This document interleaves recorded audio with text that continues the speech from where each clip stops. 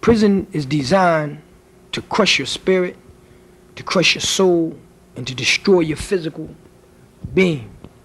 That's the only reason it's designed for. No other reason. It's to destroy you. Muti, Yes, what are sir. the circumstances that led you to coming to prison? Without being too wordy, it was a matter of being at the wrong place at the wrong time. Came out the house about 4 o'clock. Went over to my friend's house, Pierre. His mother wouldn't let him come out, so I left the same way I came. A couple of my friends came by, they were 4 deep. I said, "We're the party," and they just like, "Well, come on with us." The conversations became reckless. I always liken it to a conversation in the locker room where the individuals are talking crazy. One person offered to buy my moped at the time. Another person talked about how rich they were going to be. It didn't make sense to me, but, you just listen. It became sort of like a secret conversation. The parties knew that I didn't know anything about. Then we left. On our way to find the actual party, we stopped on 12th and Mount Vernon, which is the store on the corner. I was hungry, so I jumped in the store real quick and was going to make a purchase. And I'm standing in line, and I knew immediately when they came in, because of their body posture, this is what they were talking about earlier. What they meant, I told them immediately, "Yo, this ain't cool." I attempted to deter them from doing such and left the premises, and subsequently thereafter, the robbery took place and a homicide ensued. And I was asking myself, I said, how do you walk into a store looking for a snack and come out with a homicide conspiracy to a homicide robbery? And so when they took me to the youth study center, I said, damn, I'm in prison for something I didn't do. And so every night I would look for my mother to come and tell me it's time to go home.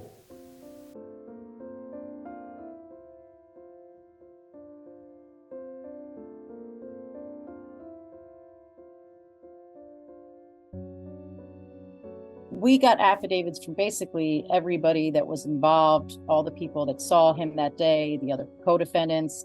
One of the co-defendants says, what I do know is that he was never part of the job. He didn't plan it with us, he didn't hang with us, and he wasn't in the store with us. I can't even see him doing a crime. And the people who were involved, particularly one individual, in order to save his own self, his own life, basically, he implicated me, falsely implicated me. But nobody deals with or talks about the corruption that goes on in the Philadelphia District Attorney's office.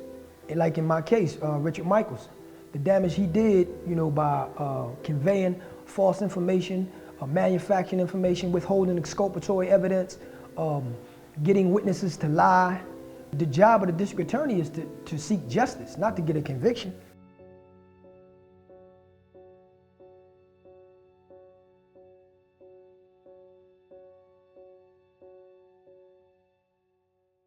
They threatened him with charging him, all of which they withheld. They tricked him. Because like I said, we were all children. If he was involved, I didn't see him. So if you ask me to make a sworn statement, I would that make sworn statement that I didn't see him. He wasn't involved.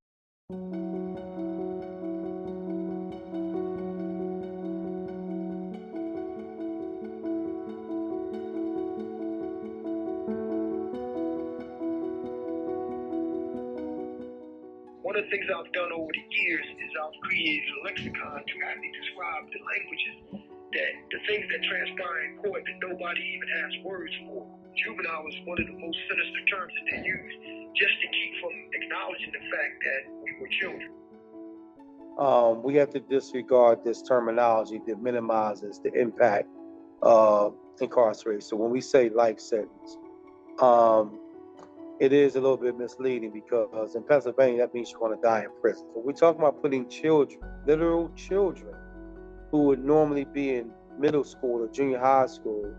We put them in a prison with adults. We were young and prison was prison still then. And anything bad that could happen to a kid or a young adult, adolescent or whatever, it happened there greatly. So we lived in an environment of drugs or guys being raped, gang fights, and all kind of things going on, drug sales. So a young guy like him, a young guy like me, the only family we could have would be ourselves.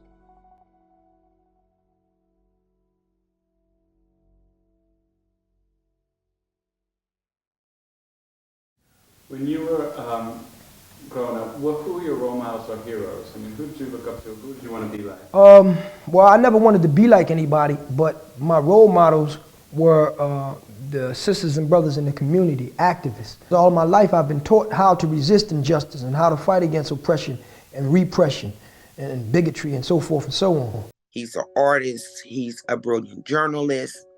You don't see people with talents like that outside of those walls, let alone inside.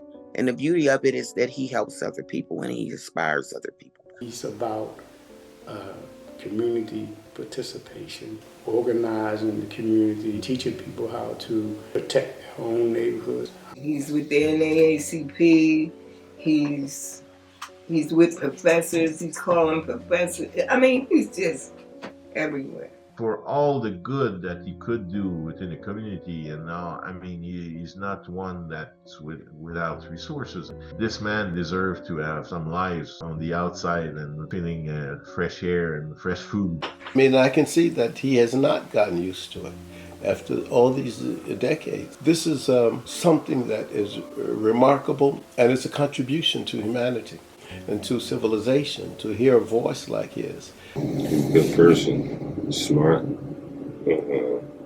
intelligent, charismatic, stand up.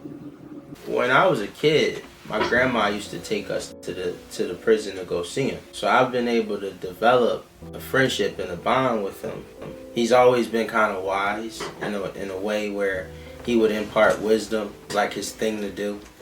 And a lot of those things actually travel with me now as a man. Looking at how he moved, looking at the way he talked, the way he carried himself, like that was a strong man that should have been here for all the other young men in his family.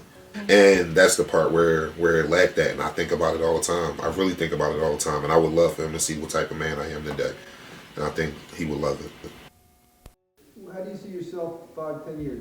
What are your hopes for the future? Well, I don't have any hopes because I don't deal with hope. Hope is like a fictional word. But I see myself free very soon.